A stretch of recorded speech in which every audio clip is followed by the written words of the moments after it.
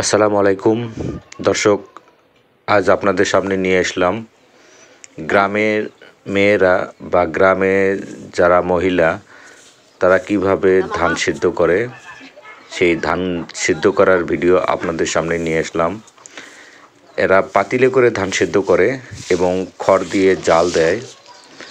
এই যে এই এক পাতিল ধান সেদ্ধ হয়ে গেছে, তারাই দেখেন বাঁশের কিভাবে বাঁশ দিয়ে দুইজন দুই পাশে ধরে এই যে পাতিল কাত করে ধান ঢালে, এইভাবেই তারা পাতিলে করে ধান সিদ্ধ করে।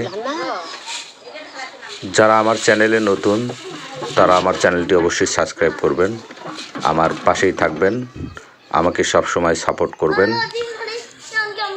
এই ধরনের ভিডিও যারা শহরে থাকে তারা জানে না কিভাবে ধান সিদ্ধ করা হয়। এই ধান সিদ্ধ করার পর এই ধানটা আবার রোদে শুকানো হয়।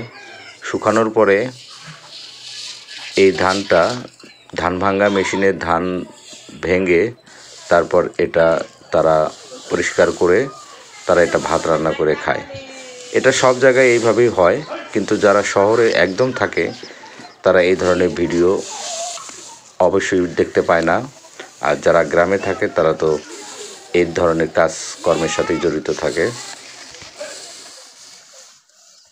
গ্রামের মা খালারা গভীর রাতে উঠে এইভাবে পাতিলে করে ধান সেদ্ধ করে। এখন অনেকেই এই রাতে আর সেদ্ধ করে না, কারণ অত কষ্ট করা বা ঠান্ডার মধ্যে এই কাজ করা তাদের জন্য কষ্ট হয়ে যায়। তাই অনেকেই দিনে দুপুরবেলা অথবা বিকেলবেলা তারা এইভাবে পাতিলে একটার পর একটা এইভাবে পাতিলে ধান ভরায়া খ্যার দিয়ে জাল দিতে থাকে। একটা পর্যায়ে ধান সেদ্ধ হয়ে গেলে তারা বুঝতে পারে যে ধানটা সেদ্ধ হয়ে গেছে। তারপর তারা সেটাকে নামিয়ে ফেলে এবং তারপর আবার পাতিলে ধান ঢালে।